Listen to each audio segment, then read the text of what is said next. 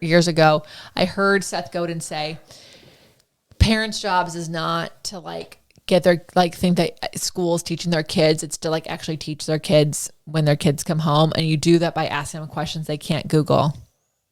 Or ask them questions and don't let them Google. And if they answer a question, not telling them if it's right or wrong, but ask them how they got to that answer, because that is actually challenging the brain. So you know what? Ask yourself a question. Don't let yourself Google. Try to come up with an answer and then, see what happens. Welcome to the Be It Till You See It podcast, where we talk about taking messy action, knowing that perfect is boring. I'm Lesley Logan, Pilates instructor and fitness business coach. I've trained thousands of people around the world, and the number one thing I see stopping people from achieving anything is self-doubt. My friends, action brings clarity, and it's the antidote to fear. Each week, my guests will bring bold, executable, intrinsic, and targeted steps that you can use to put yourself first and be it till you see it. It's a practice, not a perfect. Let's get started. Oh, and stick around to the very end because we got some outtakes. That's been happening. There's always outtakes, and the team does collect them for bloopers on the YouTube, but we're adding them into the end of the pod because you know what? You need to know that we are not perfect. You're not perfect. And Nobody's we're perfect. enjoying the process. And we are enjoying that. So have a good laugh on our behalf. Love you. Welcome back to the Be It Till You See interview recap, where my co-host in life, Brad, and I are going to dig into the cognitive convo I had with Dr. Philippe Duoyon and Douglas Mapp in our last episode.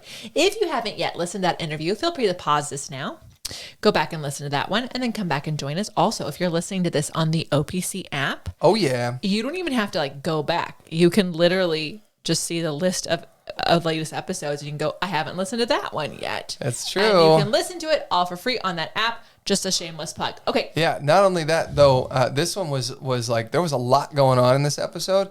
So I actually listened to it slower than I normally would because they were throwing out like a lot of science and a lot of stuff that like medical stuff. My poor brain was like not catching up. You guys, I failed the cognitive test on the air. I did laugh. I laughed out loud. Okay, in my defense, I just did not understand the instructions. And also I did go get my brain checked. But I can see how he can like mess with you as the person running the test, because I could see the logic behind why you would want to answer the way that you answered. Yeah. And then I could also see how he was talking about modifying it to mess with people even more. I thought it was pretty cool. I just want to know. Pretty cool test. Everyone who listened, do you think that he made it harder because I'm so amazing? Or do we think my brain's fucked? Drop a 1 in the comments on Instagram. Anyways, okay. Before we get into their conversation, let me just announce that today is International Skin Pigmentation Day. Because I got some, and y'all all probably have some, and you know what? It's okay. Like, get your cancer checked, absolutely, but own the skin pigmentation. It makes you who you are. When I was growing up, they called them freckles, and now it's called melasma. I do not like that you hit a certain age and you go from having freckles to skin pigmentation, but at any rate, I see you. Happy International Skin Pigmentation Day. Show it off. This week. We're on a plane right now. Yeah, right now. So if you're listening to this in real time, we are on a plane, came back from Korea. Brad's probably sleeping. I am 1,000%. Well, hopefully we are getting very deep, amazing, multiple REM cycle sleep on this plane ride home. Well, if we have a row to ourselves, absolutely. You will always, and I might. Yeah, I sleep sitting up, y'all. Not normally, but I can. I have to lie down, and I have been known to have my legs up the wall of the plane just to make room for me to sleep lying down, because I have to sleep lying down. I have slept in a rolling like a ball position just so I can sleep lying down, with the seatbelt digging in, because I don't want them to wake me up because I'm not wearing it. So I like loosen it up and get myself in there so I can sleep lying down. At any rate, if I'm not sleeping... You can imagine it. It's hilarious. Don't worry. I am watching whatever movies they have, because flights to Asia have the newest, hottest movies, and I'm so excited. It's true. But next month, lots of Elevate. It's June. Yeah, it's June. Yes. Yeah. So in June, we're actually staying in town. Brad's going to go do some camping stuff, but I've got 2 Elevate weekends happening. I've got one for Elevate round 2 and one for Elevate round 3. And if you're like, that seems like a lot, it's not, because I'm awesome, but it's a okay. lot of That's elevating. Why it's not? Okay. Yeah, okay. No, I mean, thank goodness for our team.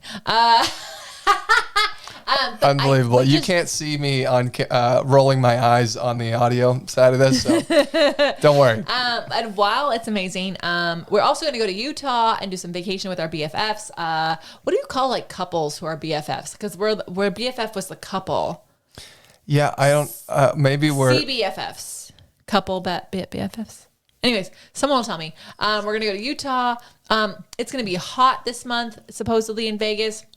But we're not worried about it because we love it here. Yeah. So anyways, lots going on in June at home in Las Vegas. I hope you can come and see the beautiful place. All right. If y'all can have an answer to that question, because my brain is still trying to figure out, is it like best couple friends forever? Is it BCFF? Whatever you think it might be, make sure we know. You know what Kareem, you got to drop us a line on Instagram and tell us what you think it should be. Do you know what Kareem calls me? I don't. A TFF.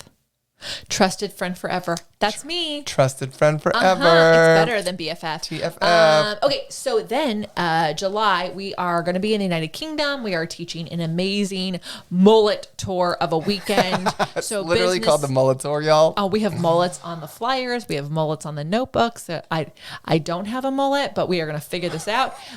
People think I have a mullet, but I don't. Well, you can make it look mullet-y. I can make it look like a mullet, but it's not actually a mullet. I hate when you do that, but I mean, whatever we do for art. So anyways, at the time of recording, there were a few spots left. Are there now? You should check. Yeah. You can go to opc.me/UK. It's going to be in the show notes. In August, we are doing the Summer West Coast Tour. You guys, we are so freaking fired up for this. We are. We have amazing partners with this tour. We do. So we are leveling up this tour in a big, badass way. If you are somewhere between the bottom of California and the top of the United States, you're going to want to come. Yeah. You're going to want to get in your car. Come hang out with us. Car. So if you're not sure where we're going to stop, we're still dialing all that in, but you will find out by getting on the list. Go to opc.me/tour. September. Yeah, Poland. Poland, you guys, there's an incredible conference happening in Poland. I'm speaking. Brad's going to be there. We're having flashcards. If you have not wanted to pay for massive shippings, use that money to go to this conference and enjoy incredible speakers. There's opportunities to take private sessions, which is never a possibility when I travel. Which means you have to sign up early because those will go. Yeah. So Contrologypilatesconference.com. If you're like, how do you spell that? It's in the show notes. Yeah, Contrologypilatesconference.com. And you can, it's easy to get there from anywhere in Europe. Or even in the UK. So come hang. It's going to be super fun. Yeah. And Looking forward to it. And then we go to October. Cambodia. We're going to go to Cambodia. Cannot wait to go back. It is filling up so fast, and we are so excited to go back. Yeah. We have so many people who are excited. They're like, which friend can I bring? It's just a wonderful place to truly retreat yourself. And then you will enjoy Pilates sessions, breath work. Come stay in our village, either with us at our house or at our neighbors. Yeah, well, it's going to be so fun. If our house fills up, we have our neighbor's house. But when I say that, it's not like an Airbnb where you're sharing a room in a house with other people. No, they have their own guest house, they're literally 15 feet across the street from us. You all have your own rooms with your own doors and your own bathrooms, and it's two to a room. Yeah, for some of them, right? Yeah, we'll work it out. Yes, but anyway, my point is. You're not like in a... Yeah, you're not down the street from us. You're like literally across the path. You're not in like a house where like you're sharing a living room with random people. You're in like a bed and breakfast. Yeah. Yeah. Okay. That links in the whatever you call the things below. Show notes. And then I actually LeslieLogan.co/retreat. Just got off a call with the lovely Erica Quest. Yeah, you did. I heard you two. I could hear you outside. You two like make each other laugh so hard. It's hilarious. I know. And we came up with what I'm gonna pitch for our workshops for what's happening in December. But in November, we're bringing back our very tried and true amazing workshops that people have loved, that we've never brought to Miami, and we're going to do some workshops before POT. The POT Miami stuff has not been released yet, but we will be at Miami POT. So just get yourself to Miami in November. If you haven't gone to Cambodia, Poland, or the UK, or a West Coast tour, I'm just saying, we want to see you in real life. Get your THAS there. Get your THAS there. Next up is an audience question. Who is it from?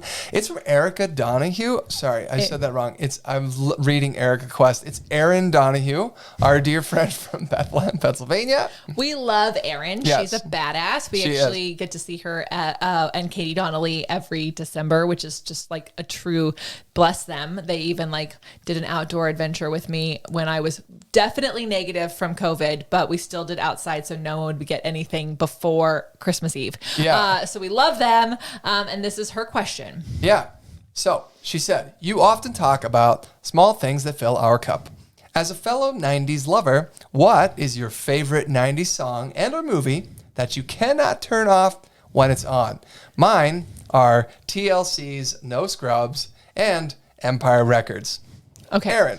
Okay. So, I love this question so much. And I do think that like little things do fill our cup, right? So for 90s songs, I will just be completely honest. My parents raised me on Focus on the Family and my grandparents on the Oldies channel. So I was at the Drifters concerts in front row. I forget who we were just talking about where they were like saying that. And I was like, oh yeah, no, me too. Me too. Drifters, baby. So luckily for me, Pretty Woman is from 1990 and it is absolutely... Oh, that's your movie. That's my movie. That is your movie. 1000% my movie. I don't care. I don't care if I watched it every day for an entire summer with my best friend.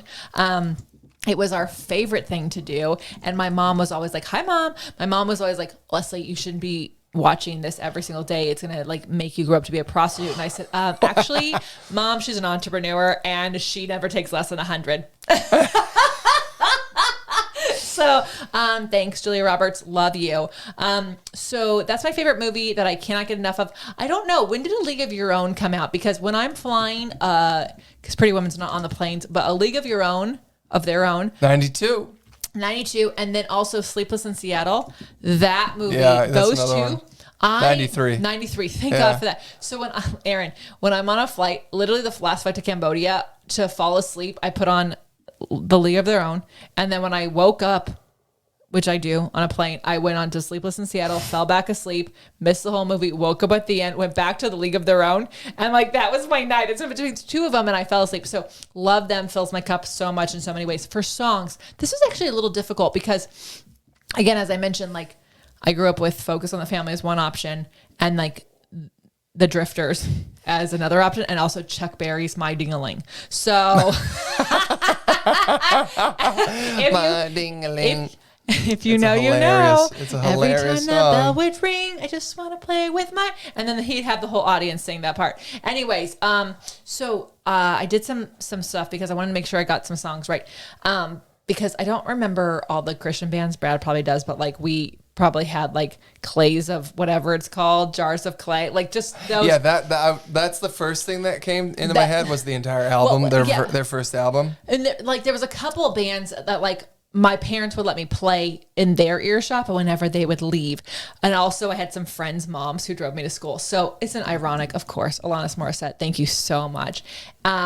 Of course, Mary J. Blige, of course, anything by Macy Gray, and Whitney Houston. Shout out to, I mean, like, how can you not? I remember, do you remember this, Brad? We were walking the dogs in LA and someone's blasting I Just Want to Dance with somebody in their car. I just want to dance with somebody. Yeah. And they stopped at the stop sign by our house and we started singing with them. Like, it was like, oh gosh, Whitney. Anyways, so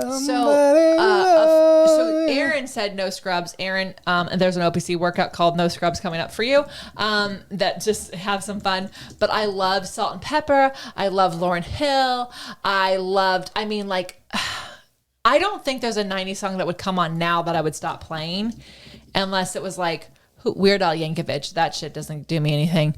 So I'm just into it all. I can't even pick a fave. I really, really cannot. But also I feel like I should have gone to the Lilith Fair. I think I missed out on an opportunity to like really just like, I don't think I was like the 1999 shit festival, the Woodstock thing. I think I was a Lilith Fair girl all along with my glasses and my perm bangs. because my mom did that. And my braces, I think I would have fit Nailed right it. in. Yeah. What are your favorites? All right. So I definitely remember being impacted seriously by Green Day and their album your Dookie. Parents let you? They certainly did not.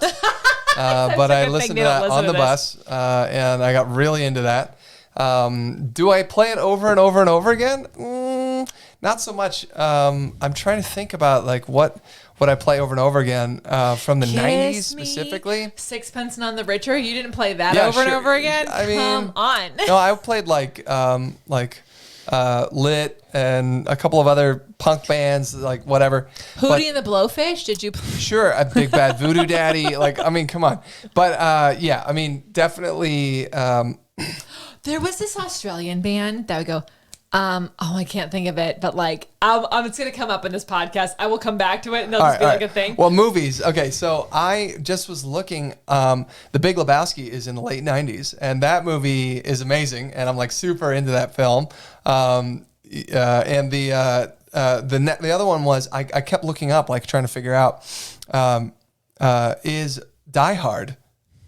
It's from 1988. And I'm like, no! Because that one, like, if it's on, I'm watching it. But Die Hard 2 is 1990. So I don't know if I have that same affinity for Die Hard 2. Oh my God, okay, just know, maybe people listening remember this, but back when cable was a big deal and I was in college, there would be like, I love the 90s. I love the 80s. It was on E. And like, was that on E? There was like a special MTV, cable channel. There was a bunch of them. And like, anyways, okay, so, but Savage Garden, Truly Madly Deeply, the chorus is unbelievable. It's super fast. It's like, like you have How's to it like, well, it's dun, dun, dun, dun, dun. I can't do it. I have to listen to it. At any rate, you can't that's a play commercial. it. You can't play it on the air right now. You cannot play it. We don't own the rights. Lame. But y'all just Google True. Savage Gardens, Truly Madly Deeply, get to the chorus. And like you will be like, every time I see you, I close my eyes, like that. It's like so fucking good. Anyways, I own the CD. I own the single. I bought the single and I played it over and over again. So there you Aaron, go. that is the one. Fills my cup first. Play it all the time. And Brad's like, no, I think that they're from Seattle. I'm like, they're Australian. I was saying Soundgarden. You said Soundgarden. They're from Seattle. Yeah, but this is Savage Garden. Savage Garden. And they're from Queensland. Queensland. And I didn't know that. They're actually from Brisbane. And you know Brisbane, I fucking love you. And Mr. Faces, let's go. Anyway, this has been fun going down memory lane. Way into it. Great question, Aaron. Thank you so much. I hope y'all have had a lot of like ohs happening during this time. Anyway, stick around. Let's talk about Dr. Philippe Duoyon and Douglas Mapp. Two extraordinary individuals who are all about the power of the brain. Both are experts in their fields, and they firmly believe that understanding how to harness the capability of our brains and changing our thinking can also change our lives and the world. Pretty crazy listening to them talk about just stuff that is kind of everyday things that we probably need to be doing to take care of our brains.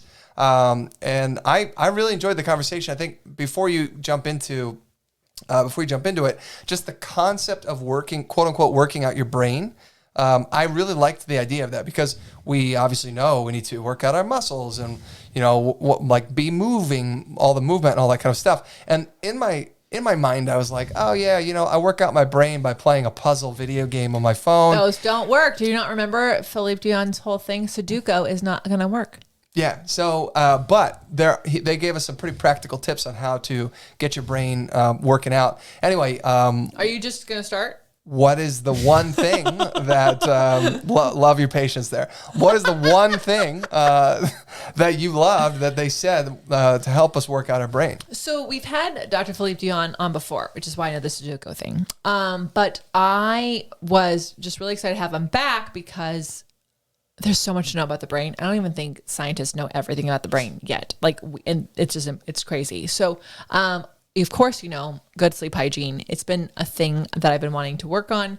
And I've been really frustrated because we have this Oura Ring and it tells me how little sleep I'm fucking getting, even though I was going to bed, but I was like waking up 17 times a day. You just got like the best sleep in your life, like a week ago. At the time of interviewing them, it was shit.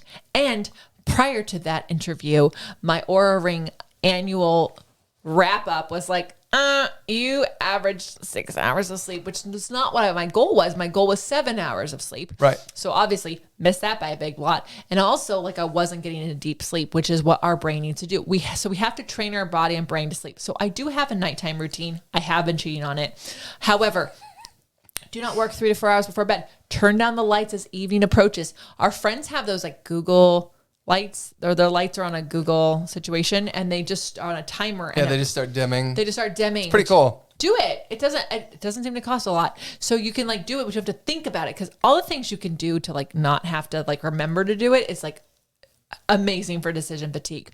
It also helps signal your body to start releasing melatonin. Hello for sleep. They said no caffeine 8 hours before. You know, Europeans, you do things differently. So like basically like if but I feel like science doesn't lie, you know, like. Well, I read a book on coffee, and like some people can handle it after 3 o'clock, and some people cannot. And Huberman, also scientist, he also said like if you can, you can. If you can't, you can't. So fair just enough, you. But definitely like probably 8 hours before bed makes sense to me. And they emphasize that you should get at least 6 to 8 hours. I feel good at 7 hours. 8 kind of makes you feel groggy, so that's good. Yeah, I definitely am at the 6 hour mark, and I need to step that up to 7. Well, also because I don't want you to die. Well, yeah, and that, I mean that. Well, so here's he actually said. And this was an interesting way to think about sleep because we kind of think of sleep like last. It's like you know, I guess I need to sleep. Dead. Well, I used to say that forever, but also like, you know, we're like, oh, I have a big day tomorrow, so I should get some sleep. And you know, he said, hey, you know, sleep is actually literally sleep is made for your brain, right? Like sleep is made for your brain. Okay, so when we say that, what does that mean? Like you need to have the sleep so you can like power wash the brain, right? So that you can actually function and help your brain continue to be communicating to itself. During sleep, there's like all this fertilizer that's happening to your brain, the CSF, the Cerebral Spinal Fluid. Right. I don't know that I like the thinking about fertilizer like shit for my brain, but like it well, because fertilizer has a bunch of manure in it. Or chemicals, sure. Okay. So, but let's just think on a holistic level. According to the doctors and the scientists, when you sleep, you're like literally giving your brain all that like amazing growth shit that it needs. There it is, growth shit. Growth shit. Yeah, it's growth shit. Sorry. It's growth manure. Douglas. Anyways. It's so important. And then they also mentioned this is why it's so important. If you listen to nothing, listen to this. There is links in science between dementia and sleep deprivation. Yeah. So y'all get your fucking sleep because you don't want to be dementiaed. No. Have dementia. Yes. You don't want to have it. You know you don't want to have it. And like and there's all these other things that are still trying to figure out why it's happening. But like do yourself a favor and like at least if one of the causes is lack of sleep, get yourself some sleep. Well, I think, and you know, like to take it a level deeper, basically he's talking about that. The CFS is cleaning your brain during those REM cycles of sleep, right? And he said when you don't get the sleep that you need, you're not clearing the brain as much as you need to clear it, which ultimately could cause a breakdown of communication. Yeah. And that if that communication breaks down, now we're talking diseases such as dementia. Well, it makes sense. I mean, if you think about drains, if you don't clean them, there's buildup, and then eventually there's blockages. Yeah. And, you know, in LA, those things just become a burst pipe. So there's like these things that happen. So that could happen to you. It absolutely can. Yeah. So get your sleep. So that could happen to you. This is my PSA for sleep. This is your brain on drugs. Yeah, right. I really was also gravitating towards the conversation about business owners, like entrepreneurs. He said that business people move the conversation forward because especially Dr. Duoyon was, you know, he's in the health, wellness, medical field. He's a fucking brain doctor. But he's like, hey, this is slow. Everything is slow in this field. But entrepreneurs get in there and they like, you know, break stuff and they move a lot faster because companies operating at peak performance are 5 times more efficient than companies that are not, right? And that's a lot to do with the brain. So they were kind of going back and forth about this. And basically, it's, his opinion was that business people have amazing take on the brain, whether or not they realize it, because for them to operate with efficiency, what are they doing? They're taking care of their body. They're taking care of their brain. They're probably, doing like maybe it's supplements or sleep or some of these food that they're eating. They're really intentional about it. Some of these business owners that I've followed, they're like such biohackers. Right, biohack, absolutely. They're doing some crazy studies on themselves, and they move fast. And you're right, they break stuff. And like, not that science is slower.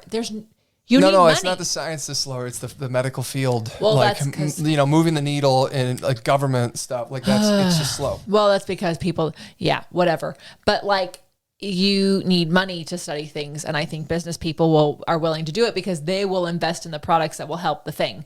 Meaning, because I bought a thing that a business person made to help me sleep better. So I'm in.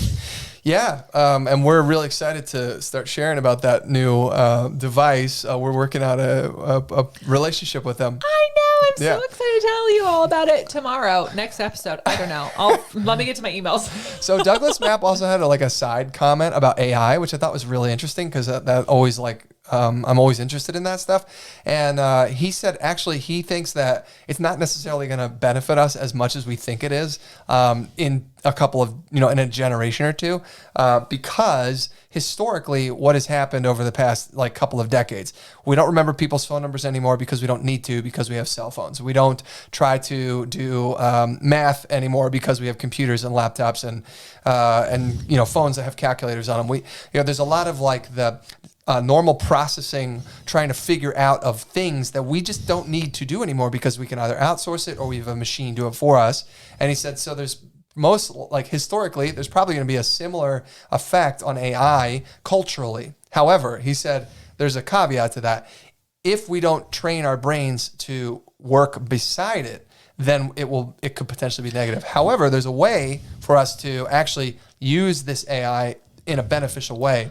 Absolutely. People who use calculators are still rocking crazy, amazing business things. They just know how to use a calculator to make their self most efficient. And also, John Oliver had this on his AI segment. He's like, there are going to be people who are lawyers, and then there's going to be lawyers who use AI. There are going to be people who are writers, and then be people who are writers who use AI. Doctors, same thing. Doctors. Yep. So it's like you have to still use your contacts to help you remember phone numbers. You still have to use the thing. You have to learn how to use it. And so either you're going to learn how to use it with you and you'll become top of the place, or you won't. But it's not like it's going to, calculators didn't fucking take over everyone. Right. And the AI, he was talking about letting the AI think for us. Well, can we do that? Yeah, of course. But we will use the AI that much more effectively if we are asking it the right questions. So there's still a lot of partnering with this AI tool to be the people who are asking the right questions of the AI are going to get the best results from the AI, and they're going to be even more efficient. I agree because my friend did one of those AI drawings of herself. Oh, that's cool. She said oh, draw me as a superhero, whatever. There was a whole thing on Instagram, and several of them were really good. And then a couple of them had 3 hands, a lot of 3-armed AI things. I don't know why the AI is giving everyone 3 arms. So that's why you have a better person asking. And one of those hands was on her, was coming around to her boob, but not. Yeah. It was just she's like, where is his hand coming from? And whose hand is it? Anyways. That's hilarious. People who know how to use it and people who don't. So keep your cognitions with you so you can be more analytical. Yeah. And I'm just going to share a super quick story that has nothing to do with anything, but I thought it was so fascinating. My friend went to a party, and one of the things, it was a whole bunch of people, but they had a side room set up that was an AI, voice-activated AI, painter, as it were. And so there was a screen, and what it was doing was listening for the conversation in the room, and then it would make an AI digital artwork piece of imagery based on what it heard, right? So they were just throwing out phrases one of them, literally, someone said, "Alf on Mount Everest," and then wait 2 seconds, and it would just show Alf on Mount Everest, right? Like those images don't exist. It wasn't like there's an episode of Alf where he's on Mount Everest. So it was so fascinating how you can interact and create these amazing things with this new AI technology. So I love it. I mean, I think people's imaginations can go more wild. Oh yeah, because the things that would hold a perfectionist back, like I can't draw Alf on Mount Everest. Right. It would take me how long to draw Alf on Mount Everest? I don't have time for this. I need to sleep. Yeah. I got to get my REM cycle. I need 7 hours. All right. Let's talk about those beit action items.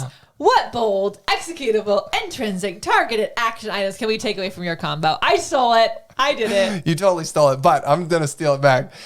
Taking cold showers. In fact, Dr. Philippe said he's been taking freezing cold showers, which is a one-up on me. I've been taking cold showers. I'm taking freezing cold showers.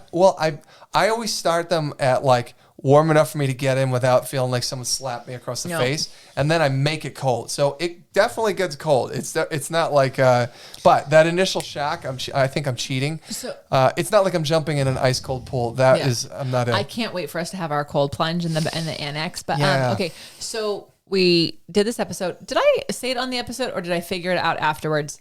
I'm not remembering. But like I had been wanting to take cold showers, but I also get up earlier than you. You mentioned that I was starting to take cold showers. So I think this is just when we began to do this. So okay, here's what happened. This is like, thank goodness for divine appointments. So I had this conversation with them and y'all heard me fail my cognitive test, but I do think that they were testing me harder than other people. That's what I think. But I did see my holistic doctor, did get some stuff for my brain. And I had been wanting to do cold showers, but our master bathroom is obviously in the bedroom. And I get up way earlier than Brad, sometimes like 2 hours after he goes to bed. So I didn't want to take the shower because it's loud. It makes noise. It can do this whole thing. So then I was like, how am I supposed to do this cold shower? Because I don't want to take it after the walk because I'm already awake. That doesn't work. I've listened to these guys that we just interviewed. And I also have listened to Huberman on the sleep thing. I have to take the cold shower in the morning, first thing in the morning. So then Huberman's like, hey, here's some more information about cold showers in the morning. I'm like, oh, I can take him in the guest bathroom. We have a whole bath. We have an extra shower. Yeah. So then I was like, okay. So this is how you create habits, everyone. First of all, habit can't be take a 15-minute cold shower, 2-minute. Well, it's 2 minutes. That's all you need. That's what the study says. But I can't take this 2-minute cold shower as a goal because I have to now go across the house and do something over on that side of the house. So I had to start like putting clothes over there for the morning to go on the walk so that I would get into the shower. And then I started with like, well, how long can I stay in this cold shower? So the first week I got to a minute.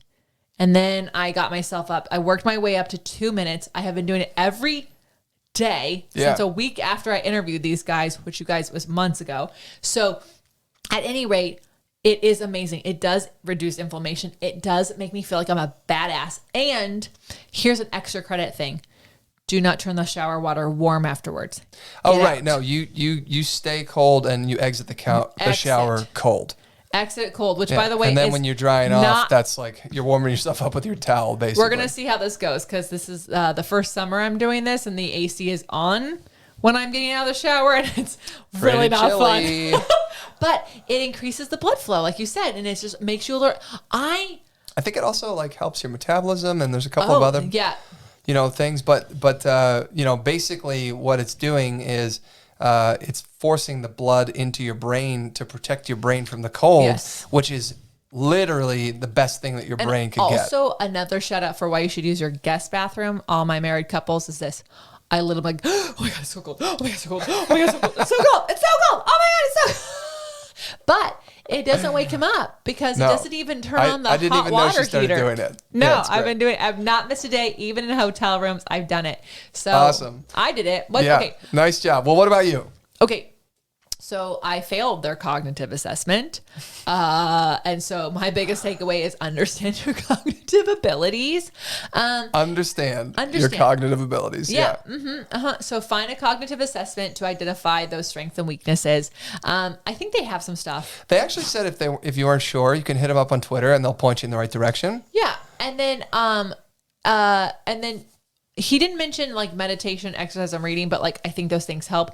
But he did say, put your brain in a rigorous exercise. So you got to challenge your brain without too much stress to help your brain grow. And I think that's really vague. So I definitely would tweet at them what those are. But I would also say, like, try not to, like, we Googled 90s songs to, like, kind of, like, remind ourselves, like, what are our favorite 90s songs. Also, not because I didn't know what they were, but, like, is it 90s? Is it 80s? Is it early 2000s? That's a little bit hard for me. But then just, but you missed a bunch of parts where, like, I was like, there's another band, there's a da-da-da, and I tried really hard to figure out what that band was before we Googled, and I got as many parts of the thing. I had the garden down, I had the rhythm down. So try to do things that challenge your brain. This is something that's been really important to me. Many years ago, I heard Seth Godin say, parents' jobs is not to, like, get their, like, think that school's teaching their kids. It's to, like, actually teach their kids when their kids come home. And you do that by asking them questions they can't Google. Or ask them questions and don't let them Google. And if they answer a question, not telling them if it's right or wrong, but ask them how they got to that answer, because that is actually challenging the brain. So you know what? Ask yourself a question. Don't let yourself Google. Try to come up with an answer, and then, see what happens. I loved it. These guys are amazing. You guys, it was super fascinating. Really enjoyed that. I'm on a mission to sleep more. As of this moment, my average hours are 6.5. I'm still working on that 7. However, we have this product that we can't tell you about yet, but I got 8 hours of sleep straight through, did not wake up once within the 3rd day of using this thing. And I'm so freaking excited because as long as I'm in the bed for 8 hours, I think I could get close to 7, right? So I'm in. Love it. Awesome. Well, I'm Lesley Logan. And I'm Brad Crowell. Thank you so much for joining us today. We're so grateful you're here. How are you going to use these tips in your life? Let us know. Tag the Beit Pod, tag the Brain Profits, and until next time, be it till you see it. Bye for now. That's all I got for this episode of the Be It Till You See It podcast. One thing that would help both myself and future listeners is for you to rate the show and leave a review. And follow or subscribe for free wherever you listen to your podcast. Also, make sure to introduce yourself over at the Be It Pod on Instagram. I would love to know more about you. Share this episode with whoever you think needs to hear it. Help us and others be it till you see it. Have an awesome day. Be It Till You See It is a production of the Bloom Podcast Network. It's written, filmed, and recorded by your host, Lesley Logan, and me, Brad Crowell. It is produced and edited by the epic team at Duoyon. Our theme music is by Ali at Apex Production Music, and our branding by designer and artist Gianfranco Cioffi. Special thanks to Melissa Solomon for creating our visuals and Samena Velazquez for our transcriptions. Also to Angelina Herrico for adding all the content to our website, and finally to Meredith Crowell for keeping us all on point and on time.